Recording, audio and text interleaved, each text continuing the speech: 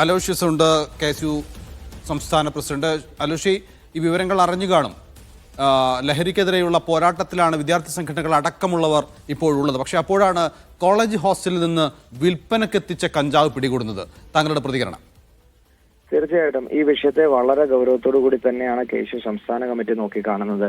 കാരണം കേരളത്തിലെ വിദ്യാർത്ഥികളുടെ ഇടയിൽ കേരളത്തിലെ സ്കൂളുകളും ഹോസ്റ്റലുകളും കോളേജുകളും കേന്ദ്രീകരിച്ചുകൊണ്ട് വലിയ രീതിയിലേക്കുള്ള ലഹരി മാഫിയ സംഘങ്ങൾ അഴിഞ്ഞാടുന്നുണ്ട് എന്ന് KSU നേരത്തെ തന്നെ പറഞ്ഞിരുന്നു. കേരളത്തിലെ വിദ്യാർത്ഥികൾ വലിയ രീതിയിലേക്ക് ഈ ലഹരി മാഫിയയുടെ ശൃംഖലയിൽ അവരുടെ പിടിയിൽ വിദ്യാർത്ഥികൾ അമർന്നിട്ടുണ്ട് എന്നതൊരു യാഥാർത്ഥ്യം തന്നെയാണ്.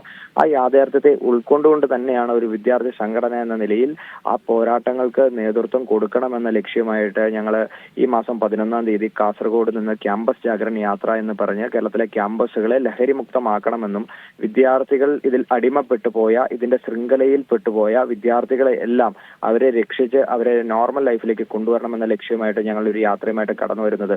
ഇന്ന് 7 ജില്ല പൂർത്തിയാക്കി ഇന്ന് 11 മണിയോട് കൂടിയിട്ട് എറണാകുളം ജില്ലയിലേക്ക് പ്രവേശിക്കുമ്പോഴാണ് കളമശ്ശേരി പോളിടെക്നിക്കിൽ നിന്ന് ഇത്രയേറെ വലിയ തോതിലേക്കുള്ള കഞ്ചാവ് പിടിക്കുന്ന ഒരു സാഹചര്യം ഉണ്ടായി എന്ന് മനസ്സിലാക്കുന്നത്.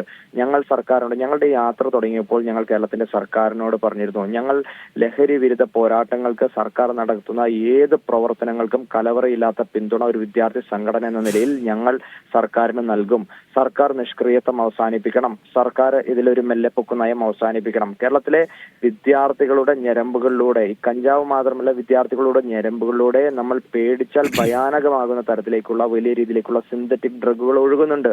ഞാൻ പറയുന്നത് ഈ കഞ്ചാവ് വേട്ടയിൽ മാത്രം ഇതിന്റെ അന്വേഷണം അവസാനിപ്പിക്കരുത്. വലിയ രീതിയിലേക്കുള്ള MDMA ഉൾപ്പെടെയുള്ള സിന്തറ്റിക് ഡ്രഗുകൾ കേരളത്തിലെ ഹോസ്റ്റലുകൾ കേന്ദ്രീകരിച്ചുകൊണ്ട് ക്യാമ്പസുകൾ കേന്ദ്രീകരിച്ചിട്ടും ഒഴുകുന്നുണ്ട്.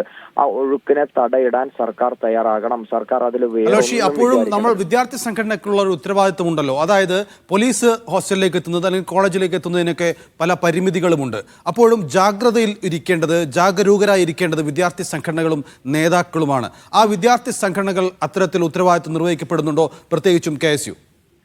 തീർച്ചയായിട്ടും ഒരു വിദ്യാർത്ഥി സംഘടന എന്ന നിലയിൽ ആ ഒരു ഉത്തരവാദിത്തത്തെ ഏറ്റെടുത്തുകൊണ്ട് തന്നെയാണ് ഞങ്ങൾ പറയുന്നത്. കേരളത്തിലെ വിദ്യാർത്ഥികൾ നമ്മളൊക്കെയോ ഏതൊക്കെയോ ഘട്ടങ്ങളിൽ നമ്മൾ വളരെ ഗൗരവകരമായി നോക്കാതിരുന്ന ഒരു സാഹചര്യത്തിൽ കേരളത്തിലെ ക്യാമ്പസുകളിൽ വലിയ രീതിയിലേക്ക് ലഹരി മാഫിയ പിടിമുറുക്കിയിട്ടുണ്ട്. ആ യാഥാർത്ഥ്യത്തെ ഉൾക്കൊണ്ടുകൊണ്ട് തന്നെയാണ് അവരെ ഇല്ലായ്മ ചെയ്യാൻ തന്നെയാണ്, അവരെ അമർച്ച ചെയ്യാൻ തന്നെയാണ് ഒരു വിദ്യാർത്ഥി സംഘടന എന്ന നിലയിൽ ഞങ്ങളുടെ ഉത്തരവാദിത്തം, കർത്തവ്യം നിർവഹിക്കുന്നത്. ഇതിൽ നമുക്ക് രാഷ്ട്രീയം പറയേണ്ടതില്ല, ഇതില്ലെങ്കിൽ രാഷ്ട്രീയം കലർത്തേണ്ടതില്ല. ഏത് വിദ്യാർത്ഥി സംഘടനയായാലും എല്ലാ വിദ്യാർത്ഥി സംഘടനകളും ഒരുമിച്ച് കൈ ചേർന്നുകൊണ്ട്, ഇപ്പോൾ ഏത് സംഘടനയുടെ ഭാഗമായി പ്രവർത്തിക്കുന്ന ആളുകളാണെങ്കിലും ഇതിന്റെ കണ്ണികളായി വന്നിട്ടുണ്ടെങ്കിൽ അവരെ അതിൽ നിന്ന് മുക്തരാക്കിക്കൊണ്ട് അവരെ ജീവിതത്തിലേക്ക് തിരികെ കൊണ്ടുവരാനുള്ള ഒരു ശ്രമം എല്ലാ വിദ്യാർത്ഥി സംഘടനകളും രാഷ്ട്രീയത്തിന് അതീതമായി നിന്നുകൊണ്ട് നമുക്ക് നടത്തേണ്ടതായിട്ടുണ്ട്. നമ്മുടെ പൊതുമണ്ഡലത്തിൽ നിന്ന്, ക്യാമ്പസുകളിൽ നിന്ന് ഈ വിപത്തിനെ നമുക്ക് തുടച്ചു നീക്കണം. കാരണം ഇതിൽ നമ്മൾ പരസ്പരം രാഷ്ട്രീയം പറഞ്ഞുകൊണ്ട് സത്യം തന്നെയാണ്.